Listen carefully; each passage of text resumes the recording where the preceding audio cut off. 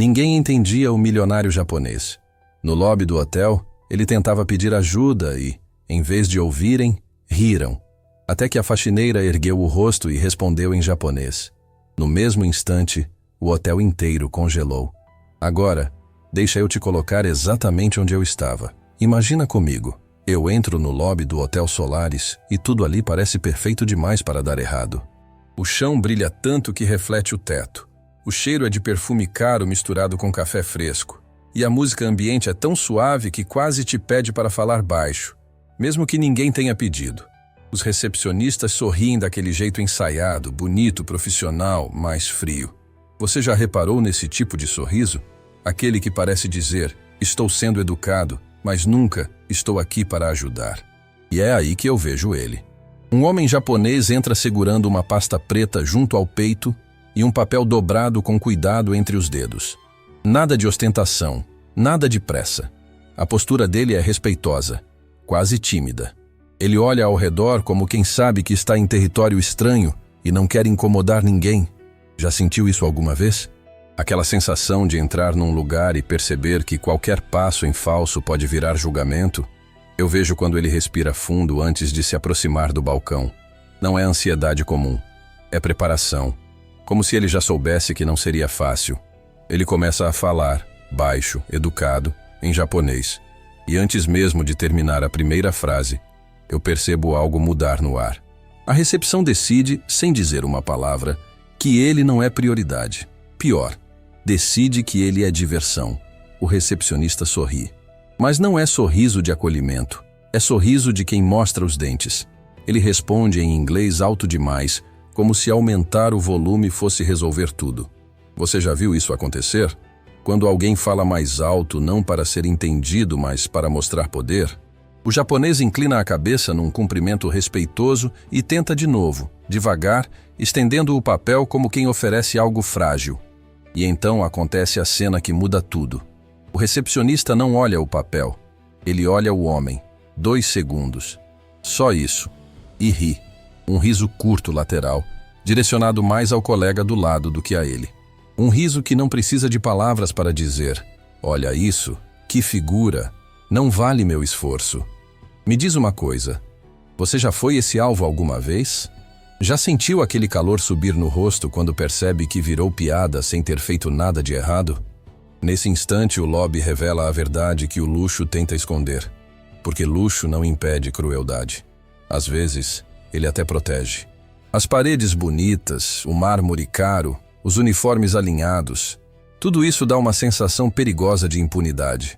Outros funcionários se aproximam, curiosos. O que era atendimento vira palco. Cada frase em japonês vira motivo para risada. Cada tentativa de explicar vira drama. E eu estou vendo tudo. Vejo o papel tremer levemente na mão dele. Não é nervosismo bobo, é contenção. Ele não está pedindo champanhe, não está pedindo upgrade, não está pedindo privilégio. Ele está pedindo ajuda. Simples assim. Ajuda. Mas ninguém ali quer ajudar. Eles querem se divertir. Quanto mais ele insiste, mais a recepção se sente no direito de tratar aquilo como incômodo. Como se o erro fosse dele por não falar a língua certa, por não se encaixar, por existir fora do padrão que eles consideram aceitável. E é nesse ponto que eu preciso te perguntar: quantas vezes você já viu algo assim acontecer e fingiu que não era com você? Quantas vezes ficou claro que alguém estava sendo humilhado e mesmo assim todo mundo seguiu como se fosse normal? Porque aqui está o detalhe que muda tudo e que ninguém ali sabia naquele momento. Aquilo não era a história de um estrangeiro confuso. Não era nem a história de um milionário que seria vingado depois.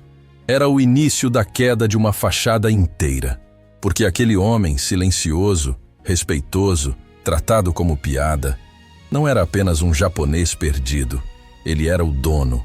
E ele estava vendo tudo. Agora deixa eu te contar o que eu fiz. E me diz se você teria coragem de fazer o mesmo. A minha decisão foi simples no papel, mas perigosa na prática. Eu entrei no meu próprio hotel sem ser reconhecido.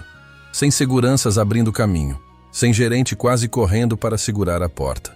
Sem aquele "bom dia, senhor", dito com medo de errar o tom. Só eu e a realidade crua. Eu precisava sentir o Hotel Solaris como qualquer pessoa sentiria. Precisava saber se aquilo que eu chamava de excelência era real ou apenas um cenário bonito sustentado por gente obedecendo por medo. Porque deixa eu te perguntar uma coisa. Você acha que dá para conhecer um lugar de verdade olhando só relatórios? Ou a verdade aparece quando ninguém sabe quem você é? O carro parou em frente à entrada principal pouco depois das 7 da manhã. O sol ainda estava baixo. A luz atravessava o vidro do lobby daquele jeito bonito que engana. Era começo de dia. Funcionários trocando turno, alguém pegando café às pressas, hóspedes saindo cedo demais. Tudo parecia normal. Normal demais. Eu desci do carro vestindo roupas simples, sem relógio caro, sem nada que gritasse poder. Nenhum detalhe denunciava quem eu era. A pasta preta parecia comum. A expressão, neutra. Era como se eu tivesse apagado o meu status do corpo para descobrir o que sobrava. E o que sobra quando o dinheiro não aparece primeiro? Você já parou para pensar nisso? Quando o crachá invisível do poder some, o que o mundo devolve para você? O que eu descobri ali foi algo que muita gente poderosa esquece. A forma como te tratam não tem nada a ver com quem você é de verdade. Tem tudo a ver com quem eles acham que você é. Eu entrei em silêncio, observando cada detalhe com um olhar treinado para mandar, mas forçado a fingir que não manda. O piso brilhava demais. Isso dizia limpeza, mas também obsessão por aparência. O cheiro forte de produto de limpeza denunciava eficiência, mas também pressa, cobrança, alguém em cima de alguém. E no meio de tudo isso, o mais importante, as pessoas. Sempre as pessoas. Quem sorria de verdade? Quem sorria só porque precisava? Quem olhava nos olhos e quem olhava de cima, como se medisse valor em segundos? Eu fiz o check-in como qualquer outro hóspede. Esperei minha vez. Ninguém correu. Ninguém se adiantou. Recebi a chave do quarto sem cerimônia. Subi sozinho. Sem posso ajudar com a mala? Sem qualquer coisa, é só chamar. Sem nada. A invisibilidade funcionou perfeitamente. E sabe o que é mais assustador nisso? Não foi ser ignorado. Foi perceber que se eu, o dono, podia ser tratado como qualquer um, então qualquer pessoa estava vulnerável ali dentro. Ali eu entendi algo que me gelou por dentro. Existia um hotel que eu conhecia nos papéis, e outro completamente diferente funcionando no dia a dia. Um hotel que a direção nunca via. Um hotel onde pequenas humilhações passavam despercebidas. Onde o tom de voz mudava dependendo de quem estava na frente. Onde ninguém se sentia seguro o suficiente para errar. E era exatamente isso que eu tinha vindo descobrir. Só que o que eu encontrei foi muito maior do que um atendimento frio ou uma equipe mal treinada. Eu encontrei medo nos corredores. Encontrei tensão nos sorrisos. Encontrei segredos sendo sussurrados longe do lobby. E sem saber ainda, eu estava prestes a encontrar algo que mudaria tudo. Uma faxineira que falava japonês. E uma verdade que estava enterrada havia tempo demais dentro do Hotel Solaris. Deixa eu te contar sobre alguém que quase ninguém ali via. Eu reparei nela logo de cara, mas não porque chamava a atenção.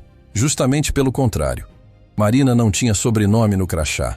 Não tinha cargo bonito. Tinha apenas uma palavra fria pendurada no peito. Higienização.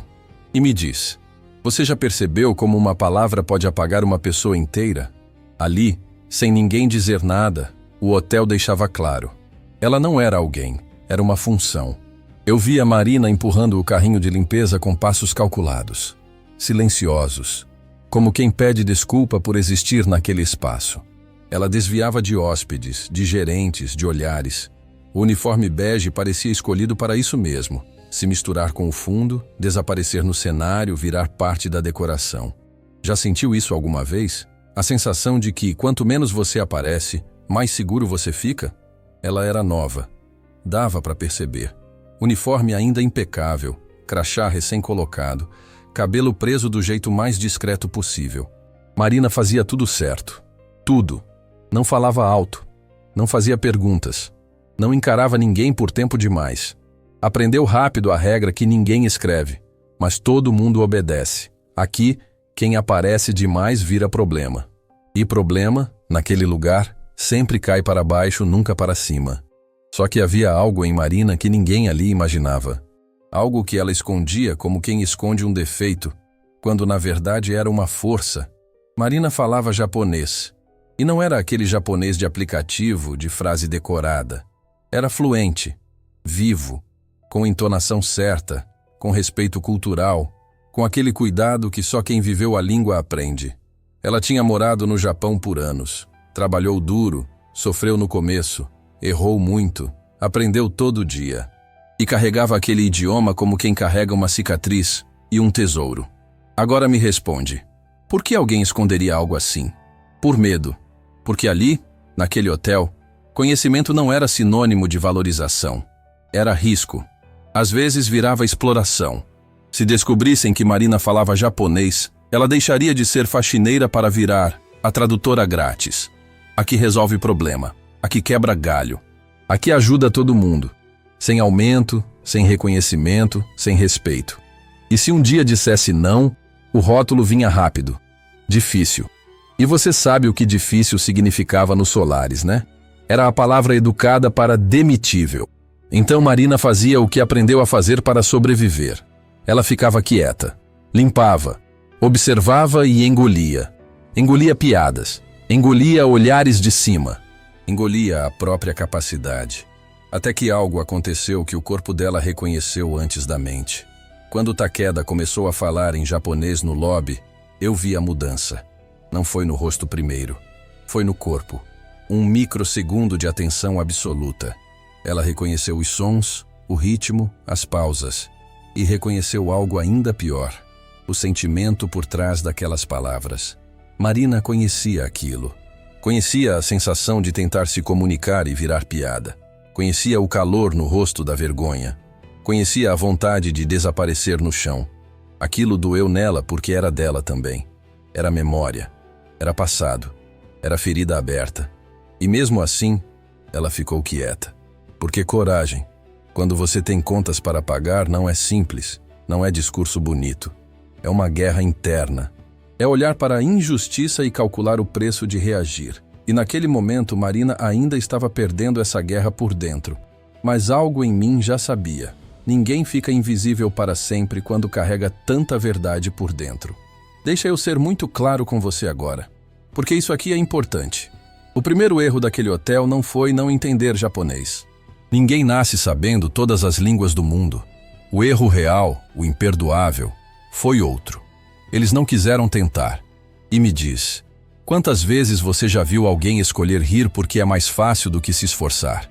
Eu vi quando Takeda se aproximou do balcão com o papel na mão. Ele falou baixo, com educação, daquele jeito que não invade espaço. O recepcionista respondeu, "Good morning", alto demais, com um sorriso largo demais, como se estivesse falando com alguém que não merecia paciência. Takeda repetiu, devagar. Mostrou o papel. Apontou para uma linha específica. Tentou facilitar. E sabe o que o recepcionista fez? Não leu. Nem tentou. Ele olhou para o colega do lado e soltou aquele riso curto, venenoso, de canto de boca. Aquele riso que não é para quem está na frente, é para quem está assistindo. Mano, eu não entendo nada. E aí o circo se armou. Fala devagar que ele entende. Faz mímica, ué. Você percebe o que acontece aqui? O homem deixou de ser pessoa. Virou assunto. Virou piada interna. Virou distração num turno entediante. E essa é a crueldade mais limpa que existe. A crueldade travestida de brincadeira. Porque quando chamam de brincadeira, você é obrigado a engolir. Se reage, você é sensível demais. Se machuca, você é exagerado. Já passou por isso? Já sentiu a injustiça e ainda por cima, a culpa por sentir? Mesmo assim, Takeda insistiu. Mas não insistiu como quem exige. Insistiu como quem pede desculpa por existir. O jeito japonês de pedir é assim. Você se curva, você agradece antes da resposta, você tenta não impor, tenta não incomodar. Só que ali, aquilo foi interpretado como fraqueza. E me diz, quantas vezes a educação é confundida com permissão para pisar? O lobby leu aquele respeito como sinal verde para ir mais longe. Foi então que o gerente assistente apareceu, impaciente, com aquela postura de quem acha que tempo é mais importante do que gente. Ele pegou o papel, deu uma olhada rápida, não para entender, mas para encerrar. e devolveu sem ler, sem explicação, sem esforço. A mensagem foi brutal na sua simplicidade. Seu problema não me importa. E foi nesse instante que Takeda abaixou a cabeça. Não porque concordava, não porque aceitava, mas porque estava tentando salvar o último pedaço de dignidade que ainda tinha ali. Você já fez isso alguma vez? Já abaixou a cabeça não por submissão, mas por sobrevivência? Marina viu, eu vi, e naquele segundo, algo nela começou a rachar por dentro. Porque quando um lugar se orgulha de ser 5 estrelas, mas se diverte humilhando alguém que só está perdido, aquilo não é luxo, é fachada. Não é excelência. É preço alto cobrindo caráter baixo. E ali, naquela primeira humilhação, eu entendi que o problema não era comunicação, era escolha. Escolheram não entender, escolheram rir, escolheram machucar. E toda escolha cobra um preço. Deixa eu te contar o que ele estava tentando dizer de verdade, porque isso muda tudo. O pedido de Takeda era simples, mas carregava um peso absurdo. Ele não queria luxo, não queria regalia, não queria nada que pudesse ser chamado de capricho. Ele precisava de ajuda agora. Era documento, era hospital, era família. E me diz, quando é alguém que você ama, existe coisa mais urgente do que isso? O papel que ele segurava com tanto cuidado não era reclamação, não era pedido de desconto, não era exigência. Era orientação médica, assinatura, autorização. Documento que decide se um procedimento acontece ou não. Ele não conseguia resolver aquilo sozinho. Não por incapacidade, mas porque estava em um país diferente, num sistema diferente, falando uma língua que ninguém ali se dava ao trabalho de ouvir. Ele precisava de algo simples. Alguém para escanear, enviar, confirmar, acompanhar. Coisa básica, coisa humana, coisa que qualquer hotel decente faz sem pensar 2 vezes. Mas sabe o que acontece quando ninguém lê o papel? Ninguém entende. E quando ninguém quer entender, ninguém ajuda. O tempo começou a passar. Minutos viraram ameaça. Cada segundo pesava, porque urgência não espera educação. Você pode ser a pessoa mais contida do mundo, mas quando sua irmã está em estado grave do outro lado do planeta, seu corpo denuncia. A voz muda, o olhar aperta, o controle escapa pelos dedos. E aí eu vi o erro mais cruel de todos. O lobby interpretou urgência como irritação, interpretou desespero como drama. Já percebeu como é fácil chamar a dor dos outros de exagero quando ela não é sua? É assim que a injustiça funciona. Ela pega um sofrimento real, legítimo, humano, e transforma em piada, em incômodo, em motivo para zombaria. Por dentro, Marina estava em guerra. Ela sabia exatamente o que estava escrito naquele papel. Sabia que, se abrisse a boca, resolveria tudo em poucos minutos. Sabia que tinha a solução nas mãos, mas também sabia o preço. A supervisora ia esmagar ela por se meter onde não foi chamada. O hotel ia usar aquilo para explorar ainda mais, exigir mais favores, mais funções, sem reconhecimento. E você já esteve nesse lugar? Aquele momento em que fazer o certo pode destruir sua própria estabilidade? Então Marina ficou quieta. E esse silêncio doeu mais do que qualquer bronca. Doeu porque ela estava escolhendo sobreviver, não ser justa. E mesmo entendendo o motivo, aquilo a machucava por dentro. Porque existe um limite. Um ponto invisível onde ficar calado começa a custar mais caro do que falar. E ali, naquele lobby cheio de risadas e descaso, esse ponto estava se aproximando rápido demais. Porque quando a dor é real, o silêncio vira cúmplice. E o momento da ruptura já estava batendo à porta. Deixa eu te falar sobre ela. Porque toda estrutura baseada em medo tem um rosto. E naquele hotel, o rosto do medo usava uniforme, crachá e um sorriso que parecia doce. Até você ouvir com atenção. A supervisora do setor de limpeza não gritava, não precisava. Ela sabia exatamente o que fazia. Ela diminuía. E me diz, você já conheceu alguém assim? Alguém que não levanta a voz, mas faz você se sentir pequeno só com o jeito de olhar? Ela não ameaçava diretamente. Não precisava dizer, vou te mandar embora. Ela lembrava você do seu lugar. E no Solaris o lugar era muito bem definido. Uma escada rígida, fria, sem corrimão. Quem estava embaixo servia. Quem servia calava. Quem calava, continuava existindo. por enquanto. Quando ela percebeu Marina observando Takeda, não foi o hóspede que incomodou. Foi o atrevimento da faxineira. Porque naquele mundo, faxineira não observa, não repara, não pensa. Faxineira executa. E ponto. Ela se aproximou com aquele tom quase amigável, quase brincalhão. O tipo de tom que te confunde por um segundo antes de ferir. Você estava encarando ele ontem, né? Disse, sorrindo. Vai dizer que fala japonês agora? E as risadas vieram. Baixas, cúmplices, rápidas. Risadas de quem entendeu o recado. Você sente o peso disso? Não é só uma piada. É um aviso público. É alguém dizendo, eu mando aqui. Então veio a frase. Curta, direta, cirúrgica. Você é faxineira. Limpa o chão. É para isso que está aqui. Essa frase não foi dita só para Marina. Foi dita para todos que ouviram. Para cada funcionário que estava ali perto.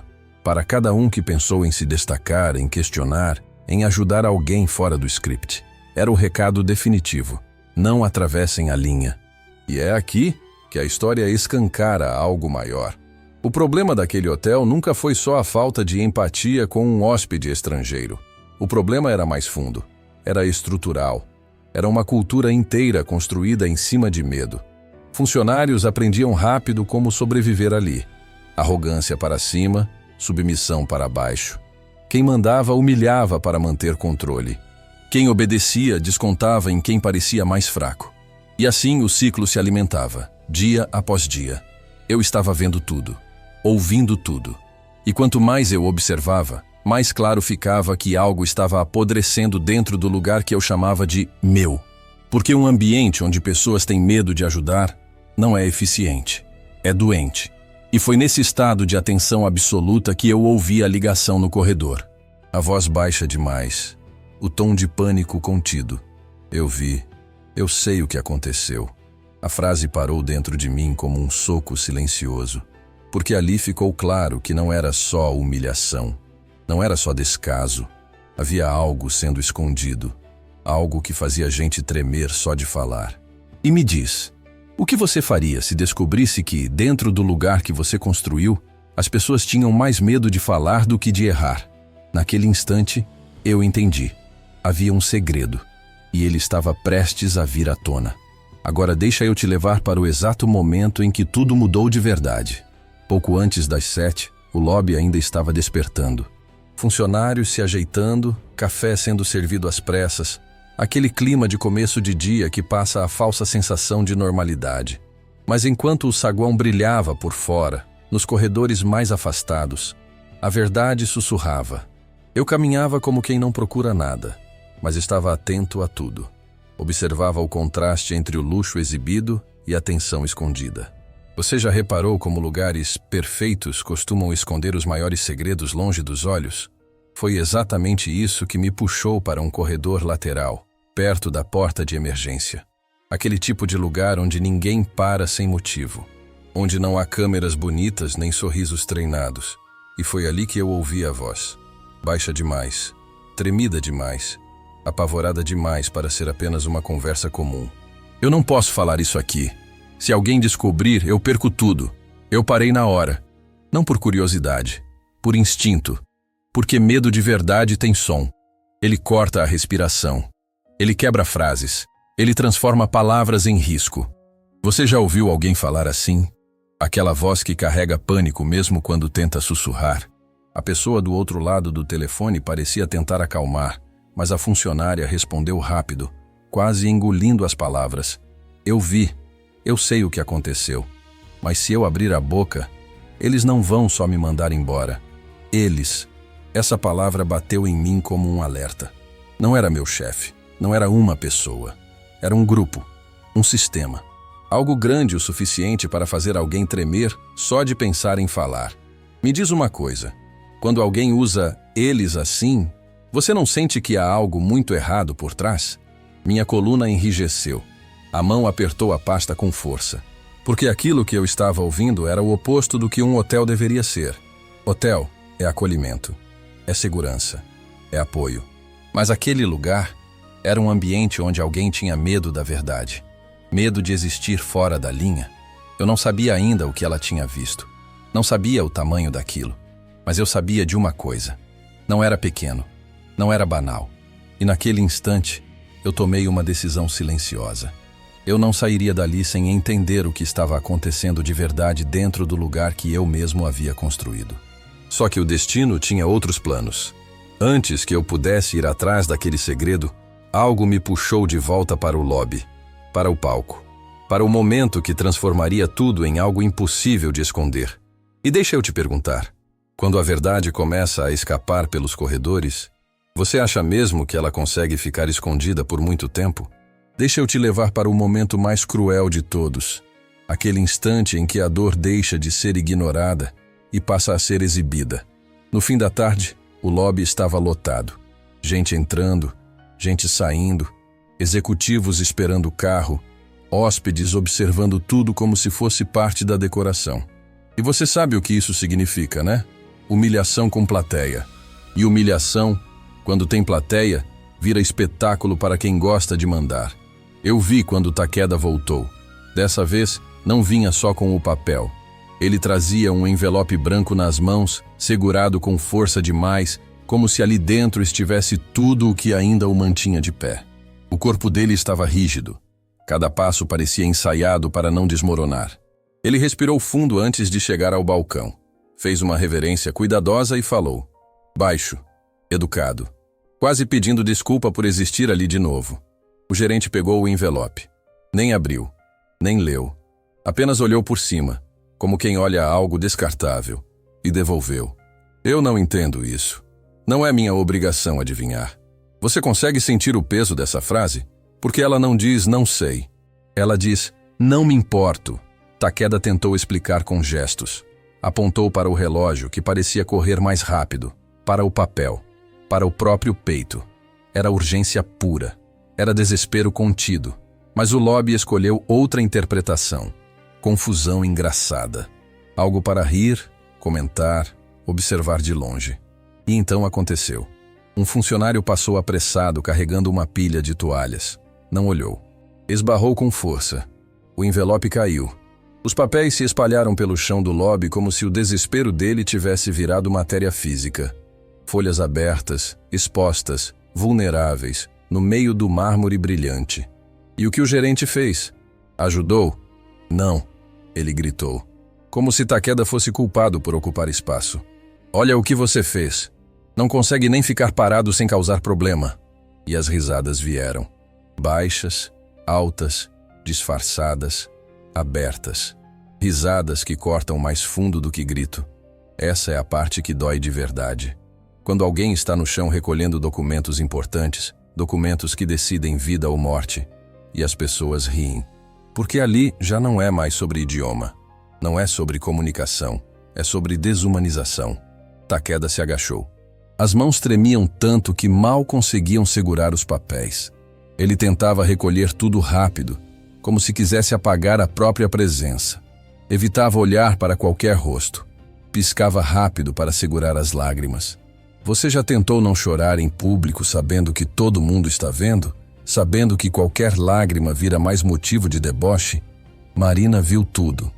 Eu vi o exato momento em que algo quebrou dentro dela. A balança virou. O medo da supervisora ainda estava lá. Mas, naquele segundo, a vergonha de ficar calada pesou mais. Muito mais. Ela largou o pano no balde, endireitou o corpo e deu um passo. E deixa eu te perguntar, quando o silêncio começa a machucar mais do que a punição, você ainda chama isso de escolha? Eu vi o passo de Marina antes de todo mundo perceber o que ele significava. Para quem olhava de fora, parecia pequeno, um passo só, quase nada. Mas ali, naquele lobby, foi como um trovão rachando o silêncio.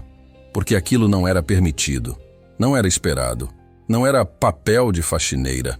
E você sabe disso, né? Em lugares assim, certas pessoas simplesmente não podem se mover fora da linha. O gerente percebeu tarde demais e tentou cortar na hora, com a voz carregada de autoridade falsa.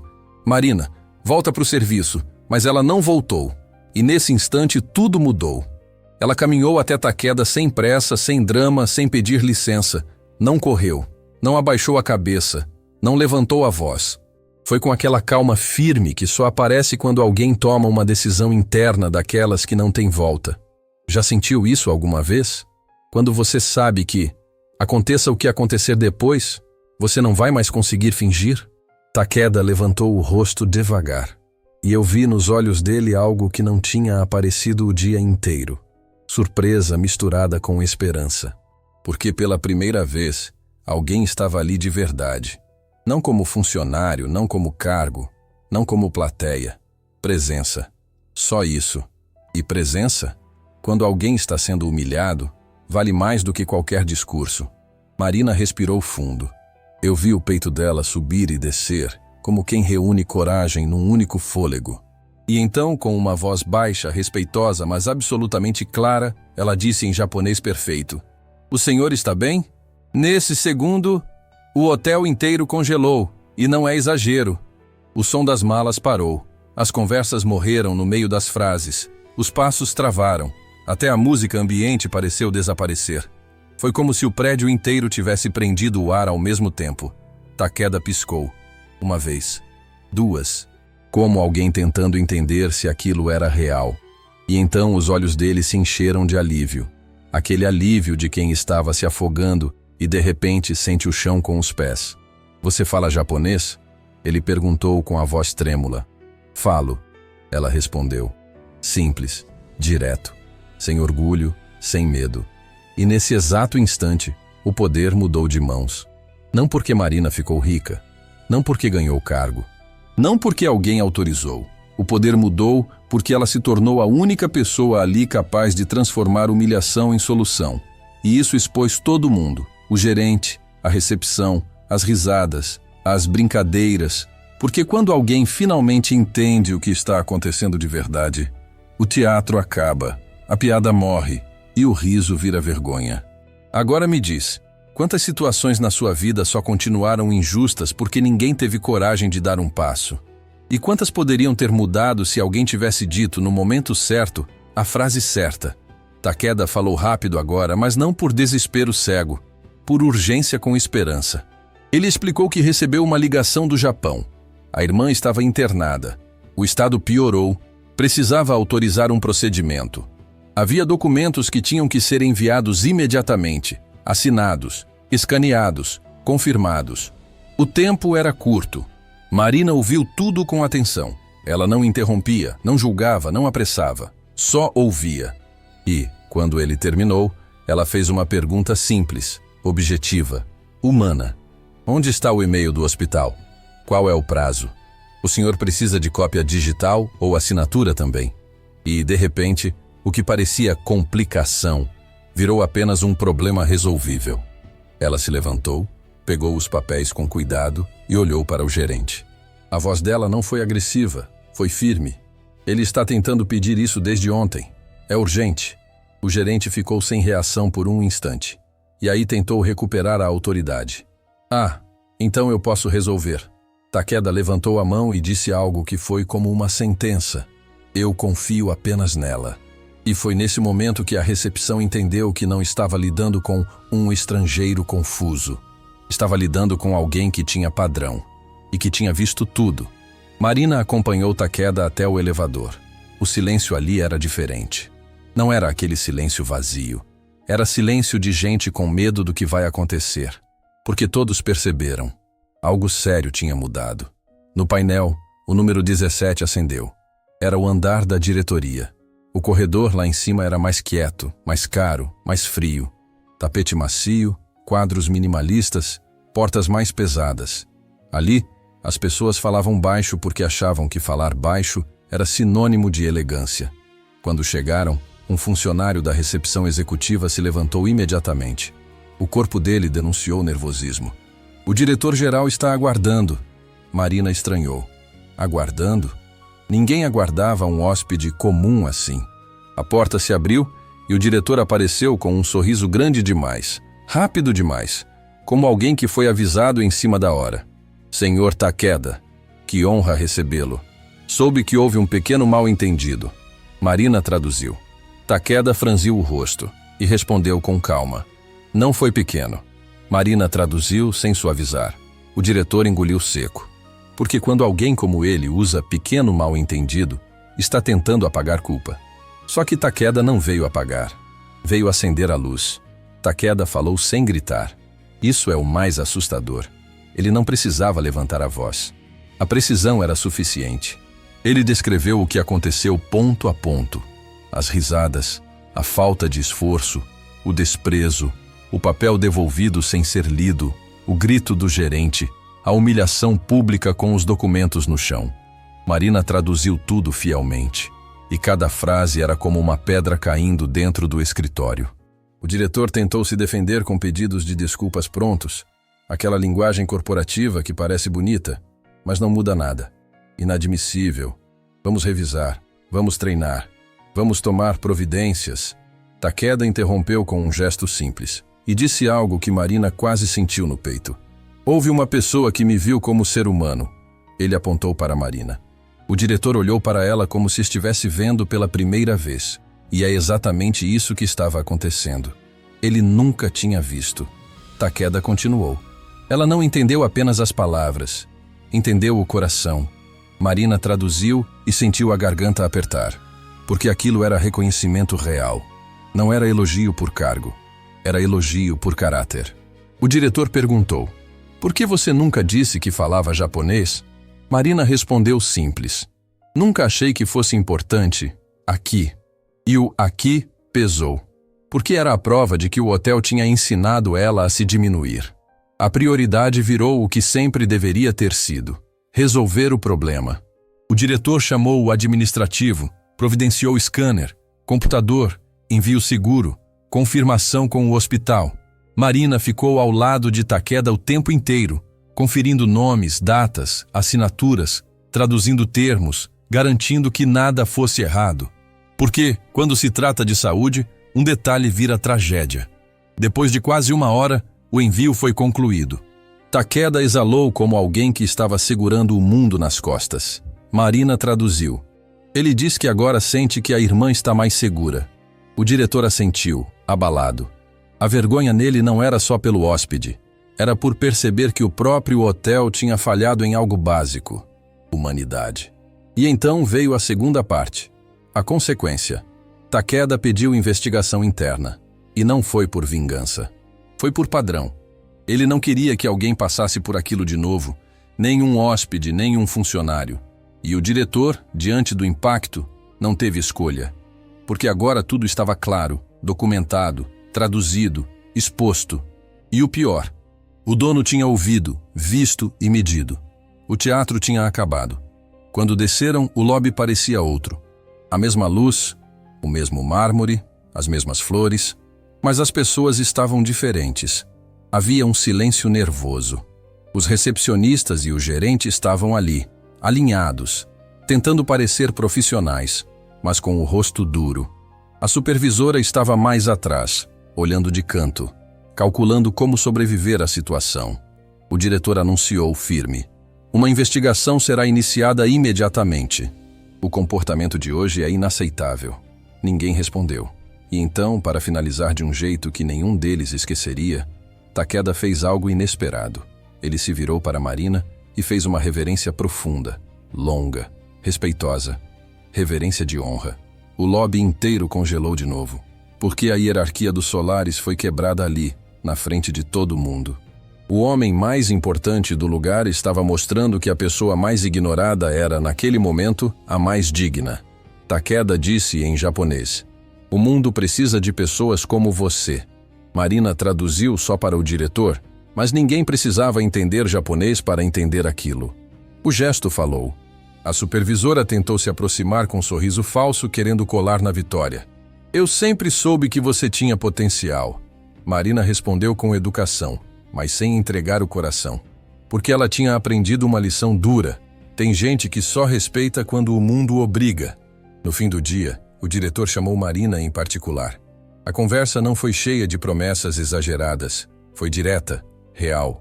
Você salvou a reputação do hotel hoje, mas, mais do que isso, você mostrou algo que a gente perdeu aqui: humanidade.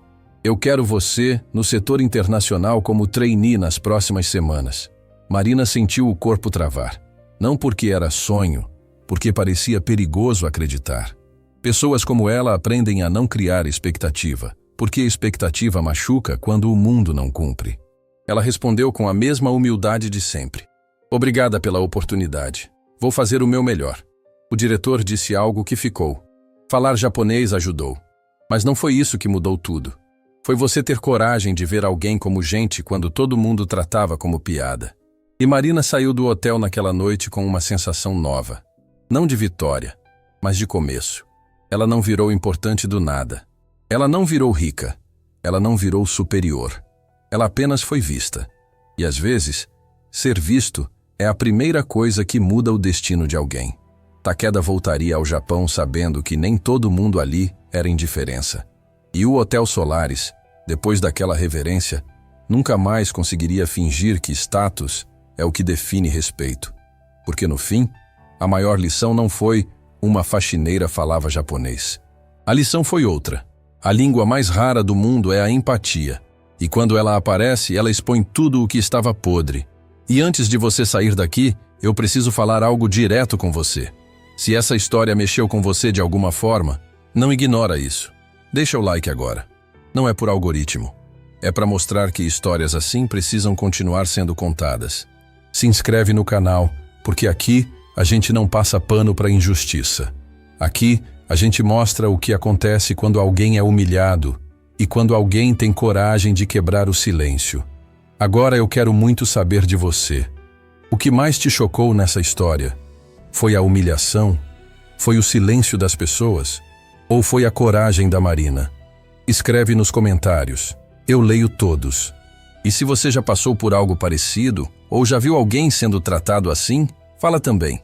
Sua história importa. E faz uma coisa importante agora. Compartilha esse vídeo com alguém que precisa ouvir isso hoje. Às vezes, uma história chega exatamente na hora certa. Olha para a tela agora. Estão aparecendo 2 vídeos para você assistir em seguida. Um deles vai te mostrar outra história onde o silêncio quase destruiu tudo. O outro mostra o que acontece quando a verdade vem à tona, mesmo contra gente poderosa. Clica em um deles agora. Não sai daqui. A próxima história começa agora.